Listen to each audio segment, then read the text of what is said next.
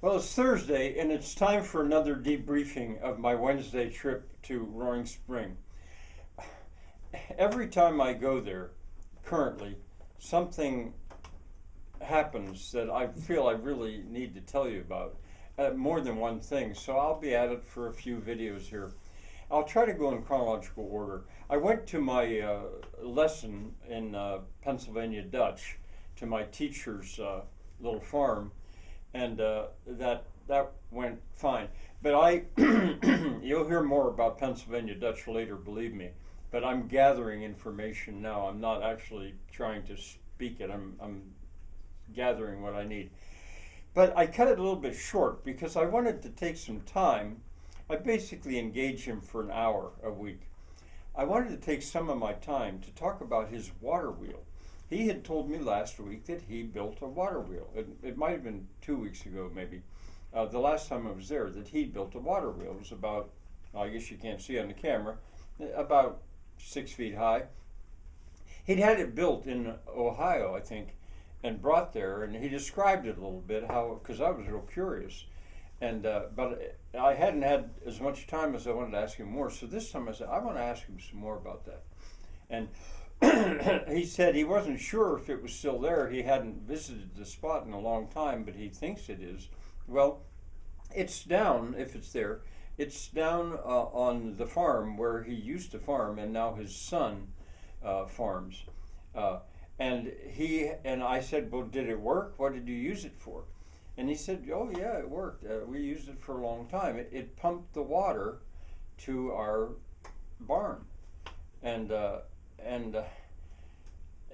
I was really curious, and I said, well, how did you do that? And he ended up describing a kind of water wheel mechanism that I had seen on video years ago, but I had kind of forgotten about it. I knew, he said, oh, down in Lancaster area, the Amish, every farm basically has one of these. And it's slow, and it turns, it's like a water wheel you might imagine.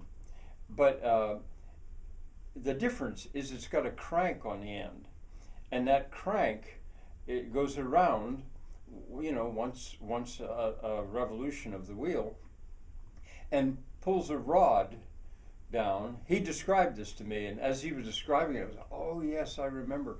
It pulls a rod down, and that rod tilts something like this up above. I'm not going to describe it so well, but I'll show it to you because I found a video that has one of them that took some looking. And with every crank that it goes, that's all the motion it does is just this. But this part is connected to a wire that might be 100 yards long. He said how long one of them was, and I can't remember, but it was, I think it was like 600 yards, he said. It was really long, just a wire. And that wire at the other end is connected to another lever like that.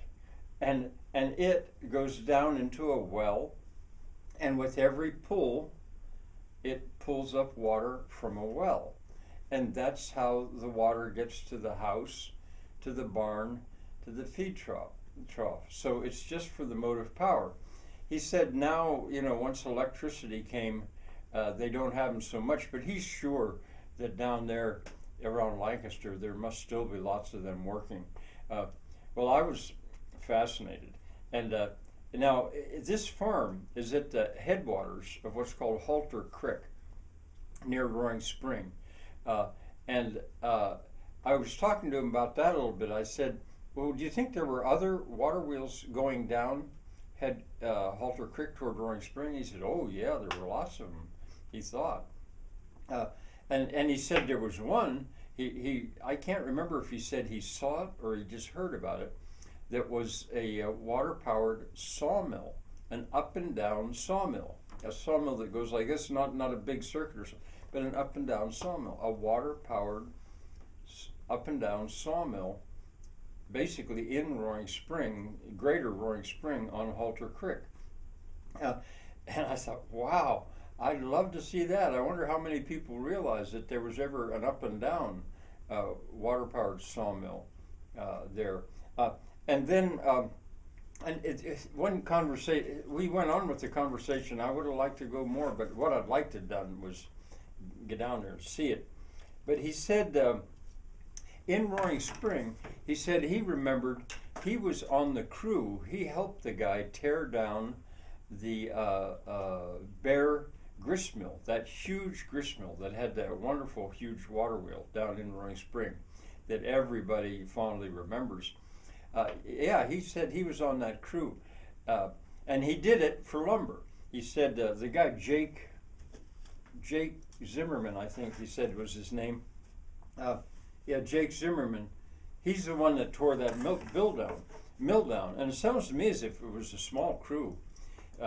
He said he just was so amazed at the precision of the joinery in that building, the way they cut that out and they tore it apart. He wasn't sure what became of the timbers, but he was paid, essentially. He was a younger man, by a good way younger back then, in lumber, and that the lumber in his corn crib down on the farm he got from that mill. All right, and then one other thing I'll say right now related to this.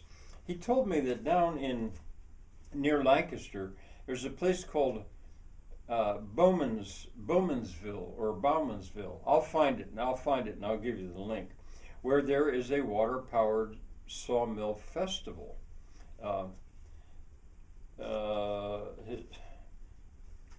Okay, and that now I'm going to come back to this from a different perspective, but that's going to be the first major event that I wanted to tell you about on yesterday's trip.